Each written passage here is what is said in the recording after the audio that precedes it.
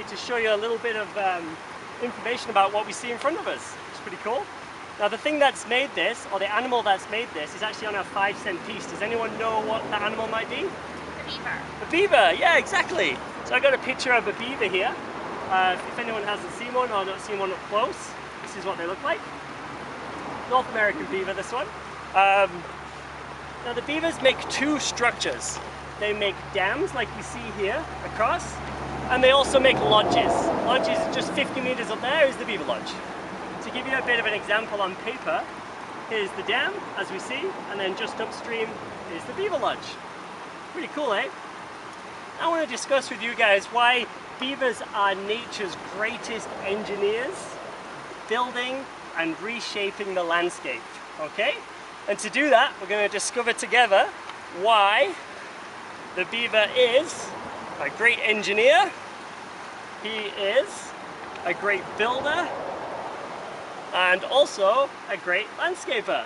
So we all have a hat for 3 different beaver jobs. Perfect.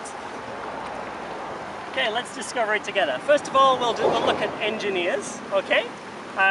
Now for engineering a dam, location is the most important. You may have heard the term location, location, location. Location's super important. This river here is a nice slow moving river or stream, and the beavers decided to go across here and create an ecosystem for him and his family at the back here. That's why his lodge is over there, that's his home.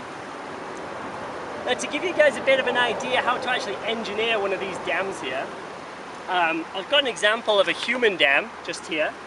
You can see what we do is we want to keep the water and hold it back upstream. That's exactly what the beaver's doing here. You can see the difference in the water levels, okay? Now let's give you an example of how the beaver is an engineer. Everyone put their hands up like this. Okay, imagine your fingers are the sticks, okay? Put your hands together and just pull them apart. Pretty easy, right? If you just rest sticks up together, they're just gonna move like that. Now put your hands together and now twist your fingers. Try and pull those apart. Super hard, right? Really, really hard. If we can imagine that all these sticks are doing exactly that job with your hands, it makes it super strong, so when the water level raises or falls, makes no difference to the dam here. Pretty cool, eh? Yeah. A couple of awesome little engineering facts for you guys. On a winter's day, if you go up to a beaver lodge, just up the river there, as the oxygen flows around, they've made vents to make the oxygen flow around the lodge. On a cold day, minus 20 or so, you can actually see the heat rising from inside of the beaver lodge, which is really cool. Yeah. Sweet, eh? Okay, so that's why the beaver's an engineer. He is also a builder, so Mick, you're the builder today. Perfect. Mick the builder. Now can anyone suggest the tools the beaver might use? Teeth? Teeth, exactly. I've got an example of a beaver skull here. If you guys have a little look, you can see the teeth on the front there. Nice big teeth. Now the beaver has to constantly chew, and that's his chainsaw basically of chopping the trees down here.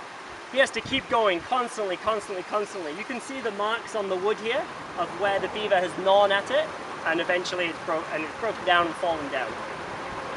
He has to constantly repair his dam, so he always has to keep moving these sticks around, whatever's needed depending on the weather or the environment or any flooding or anything like that. He basically is the animal chainsaw. So Mick, you're the chainsaw of the animal world if you were a beaver. Awesome. So the third part of the talk here is why the beaver is a landscaper. So Mandis, you're going to be the landscaper today. Your hat's falling off. So yeah, the beaver obviously makes a big difference in the landscape here. This wouldn't be here if the beaver wasn't here, of course. And he's going to chop down trees all around this area and make a big difference to the landscape. Now damming and flooding of the area is obviously a major issue here. So flooding in the summer makes a big change, and the beaver has to constantly change his landscape and change his ecosystem to suit the weather and the climate. Now upstream here we have the lodge. So year after year beavers will have young beavers or kits. And yeah, the more beavers there are in the area, generally the more damage there is to trees, and the larger these dams become. Just to give you an example, this dam's about 25-30 meters long, something like that. The largest dam in the world is 850 meters, which is huge. Crazy. Yeah, massive. And that's in northern Alberta.